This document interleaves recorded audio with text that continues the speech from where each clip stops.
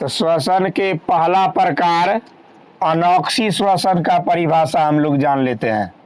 तो हमने पहले भी बता दिया कि जो श्वसन क्रिया ऑक्सीजन के अभाव में संपन्न होती है अनॉक्सी श्वसन कहलाती है। तो हम इससे पहले पढ़े थे कि ऑक्सीजन की उपस्थिति में ग्लूकोज का खंडित होता था, टूटता था ग्लूकोज। जब ऑक्सीजन का अभाव रहेगा तो इस क्रिया में ग्लूकोज का निम्नीकरण भी बहुत आंशिक रूप से बहुत कम मात्रा में होगा, अर्थात नहीं के बराबर होता है। निम्न यहाँ लिखे भी हैं कि इस क्रिया में ग्लूकोज का निम्नीकरण आंशिक रूप से होता है, जिसके कारण कम मात्रा में ऊर्जा मुक्त होती है। यानी ऑक्सी श्वसन और अनॉक्सी श्वसन की तुलना में ऊर्जा का उत्पादन सबसे कम किस में माना जाएगा? अनॉक्सी श्वसन में। और ये अनॉक्सी श्वसन कोई बड़ा जंतु नहीं करता है, ये अनॉक्सी श्वसन करने वाले बैक्टीरिया होते हैं। बैक्टीरिया, फंगस, एल्गी या हम लोग यीस्ट, ये सब करते हैं अनॉक्सी श्वसन। कैसा श्वसन? अब ये अनॉक्सी श्वसन करते किसकी सहायता से हैं? तो कहा जाता है ऐसे जीव में नेचुरली जो है ईश्वर ने जाइमेज एंजाइम दिया है, जो ऑक्सीजन का काम होता है ग्लूकोज को खंडित करना, वह काम जाइमेज एंजाइम कर लेता है। मतलब जैसे हम लोग भोजन को पचाने में श्वसन का सहयोग लेते हैं, जब तक श्वसन क्रिया नहीं करेंगे तो भोजन का पाचन नहीं होगा। तो हम लोगों में जाइमेज एंजाइम का अभाव होता है, किंतु बैक्टीरिया में जाइमेज एंजाइम जो पाचक एंजाइम है इसकी मौजूदगी होती है, जो ऑक्सीजन के नहीं होने के बावजूद भी भोजन का पाचन आसानी से कर देता है। इसलिए मैंने लिखाया है इसमें, पूछा जाएगा अनॉक्सी श्वसन कौन कौन जीव करते हैं, तो कवक, जीवाणु, ईस्ट, इन सबों का नाम हम ले सकते हैं।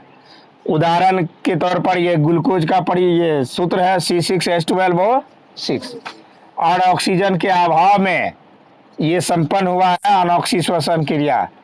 तो इसके उपरांत जो निर्मित हुआ C3H6O3, यह एक लैक्टिक अम्ल, अम्लीय प्रकृति का है, और ये साथ में ऊर्जा भी मुक्त करती है। इसी अनॉक्सी श्वसन को हम लोग किण्वन क्रिया भी कह सकते हैं। अब कहोगे किण्वन क्रिया क्या होता है?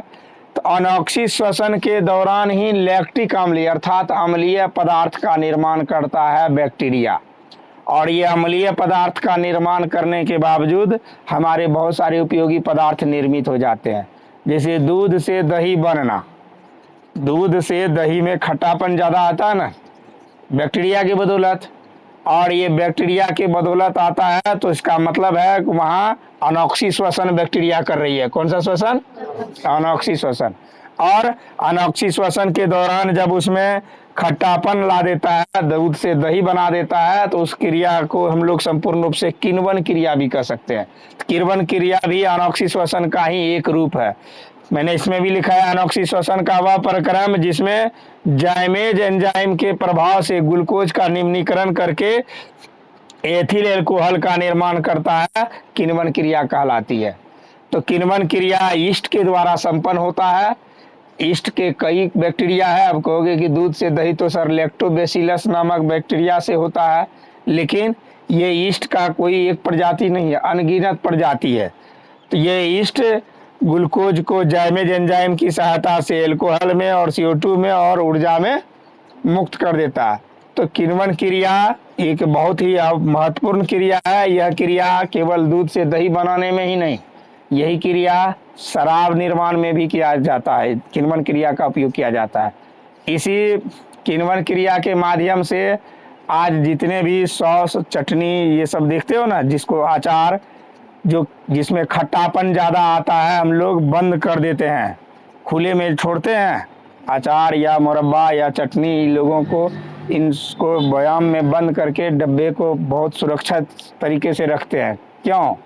क्योंकि यह जितना अनुपस्थिति में रहेगा ऑक्सीजन की अनुपस्थिति में, उतना जो है इसमें यीस्ट जो है जाइमेज एंजाइम की माध्यम से उसको उतना खट्टापन लाएगा, और वह जितना खट्टापन लाएगा उतना ऊर्जावान होगा, वह हमारे लिए लाभप्रद होगा, हमारे स्वास्थ्य के लिए लाभप्रद होगा।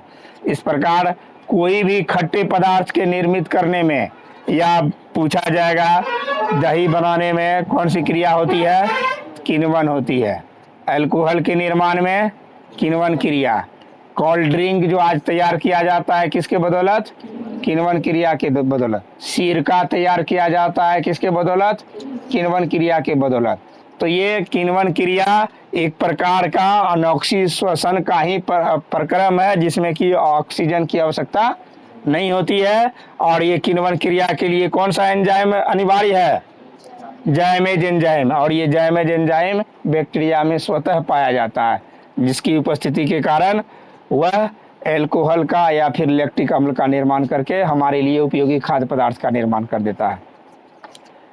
इसके बाद हम